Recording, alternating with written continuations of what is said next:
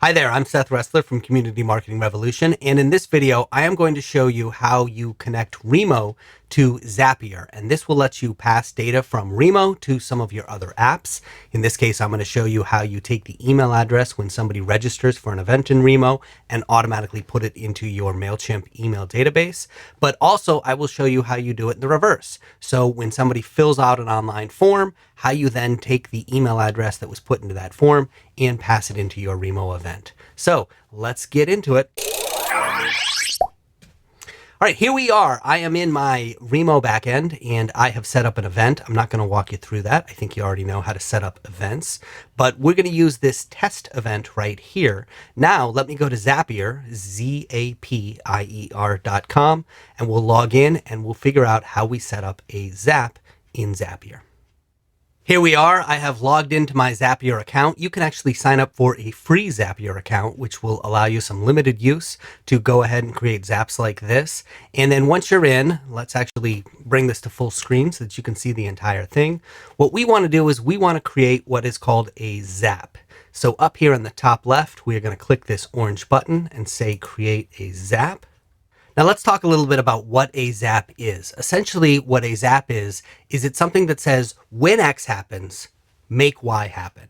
The X is the trigger and the Y is the action. So in this case, our trigger is when somebody registers for an event in Remo. That's the trigger. Then take this action. Add their email to the database in Mailchimp. All right, that's the action. So we're going to go ahead and set this up. I'm going to click on the trigger. I don't usually use that yellow box at the top. And we're going to do a search for Remo. And there it is, Remo Conference. Let's go ahead and select that. And we're going to go ahead and pull out so that you can see the entire screen. And we're going to go over here to this right column. So we know that the app is Remo, but what do we actually want the trigger to be in Remo? We've got two options. When there is a new event created in Remo, that's not the option we want, or when a new person registers, when there's a new registration for an event in Remo. That's what we want. And we'll go ahead and click that blue continue button.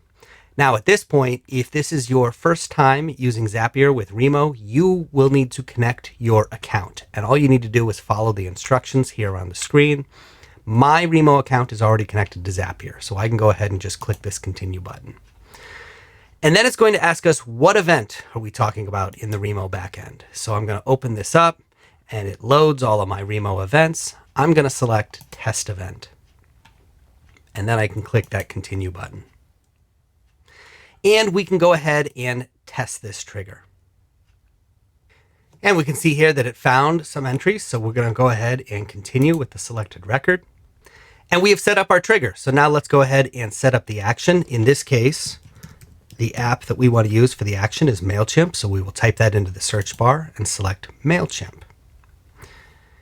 And in Mailchimp, the event that we want to have happen is add or update a subscriber. And we're going to click continue. And again, if you have never connected Zapier to your Mailchimp account, you will be asked to do so here. I have. In fact, I have multiple Mailchimp accounts connected to Zapier, so I just need to choose one. We'll go ahead and do that and click continue. And then we've got all sorts of options on the action here. And what you have will depend upon how you've set up your Mailchimp account, but there are some fields that you will need to fill out. For example, audience. You've got to choose one of your audiences within Mailchimp. And then we need to do what's called field mapping. And what field mapping means is when there's data in this field over here in Remo, where do we put it in Mailchimp? In this case, the question is, what data do we put into that subscriber email field in Mailchimp? So I go ahead and put my cursor there, and it gives me the options of all the fields that are in Remo, and so I'm going to select the email field. And we can go ahead and do that. Double opt-in, I don't usually use, but you can. In fact, you may be legally required to do so. And then there's a number of things that you can also put in here, but one that I like to use is tags. And in this case, let's assume that the tag that you want to use doesn't already exist in Mailchimp. You need to create a new one. We'll go ahead and click custom. And then we're going to put our cursor up here where it says enter text or insert data. And I'm going to say registered for test event 04, I think it was 15/24, and put the date there. So it's going to tag every single one of my data entries and these email addresses. When it passes them over to Mailchimp, it's going to tag them. And so this will make it easy for me to go into Mailchimp. And if I just want to email the people who registered for this event, I can go ahead and do that. Now, every once in a while you run into something like this, where you can see that Mailchimp actually splits the name into first name and last name here. And if I try and put the name in, what I've got here is my full name. And so the question is, I don't want to put my full name there. I want to split that. So you could use this AI button here to format the data, or we can actually add some extra steps here. I'm going to go ahead and click this plus button that is between my trigger and my action. And what we are going to do is we're going to select format this data. So what we want to do is format text. I'm going to select text from the list. And then it's going to ask us how we actually want to format that text. I'm going to type in split here, and there it is, split text. And we've got to select the input, the text that we want to split. In this case, it is the name.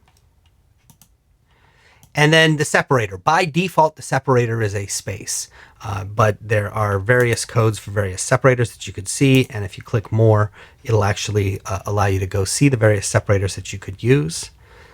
And then segment index. What do we want to do? We want to take that first name, right? So we're saying take this full name, look for the separator, the space, and then take just the first part of it and click continue. And we can go ahead and test this step. And sure enough, the output is just my first name, Seth. Great. Now we need to do that again for the last name. So let's go ahead here. And again, we're going to click add a step. And we're going to do the same thing. It's going to be a format. And we're going to select some text, continue. How do we want to transform it? We want to split it. Split text. What's the input? Same as before, it's the name. What's the separator? We leave that blank because it's just a space. And what's the segment index? In this case, we want the last word. And go ahead and click continue, and we'll test this step. And there it is, the output. That is my last name. Great, so now we have split my name. Let's go back to this step in Mailchimp. And we want to go up here to action. And now when we scroll down to name, we can insert data. And in this case, I can take the output, which is my first name from that step. And I can go to last name and I can, whoops, there you go. Select that output. And that's my last name. And now I can go to the bottom and I can click continue. And we can test that step. And sure enough, that data is in Mailchimp. My first name, my last name, and my email address. So it is all set. So that's how you use Zapier as the trigger. And then there's an action on the end. And that action can be anything. If you're using something else besides Mailchimp, you can use something else. For example, often I'll use a Google Sheet. And I will tell Zapier, look, when somebody new registers for my Remo event, take their name and their email address and add it into my Google Sheet. That way I can just see all in one glance how many people have registered for my event. Let's take a look at it the other way around. Let's actually take a look at what happens when we flip it so that we are using Remo as the action and we're using something else as the trigger. In this case, I'll show you what I do for this Remo community event that we have every single month. So here we are on the registration page for these monthly Remo events that we host. And if we scroll down, we'll see that I have a registration form here. Now, this registration form was built in the platform that I use to build my website, and that is called Kajabi. So what happens is when somebody fills out this form in Kajabi, that's the trigger, then the email address gets passed to Remo. That's the action. So let's actually take a look in the back end of Zapier to see how that's set up. So I'm back in the back end of Zapier, and here we are. This is the Zap that I actually use. It's the one that's actually set up in my Zapier backend, and you can see what's happening here. When there is a new form submission in Kajabi, then the action is register a new attendee in Remo conference, and there's an additional step, add that new row to Google Sheets with that person. So there it is. That's how you use Zapier to pass data either to or from your Remo events. It works either way. You can either use it to pass data into Remo, or you can use it to take data out of Remo and integrate it with your other apps. Whatever you want to do. I'm Seth Resler. I'm from Community Marketing Revolution, and I love hosting regular, short, virtual events as a way to build community. In fact, I use a special type of community event to do it. It is called a social workshop. If you want to learn how to run your own social workshops to build community, you can find the details in this video right here.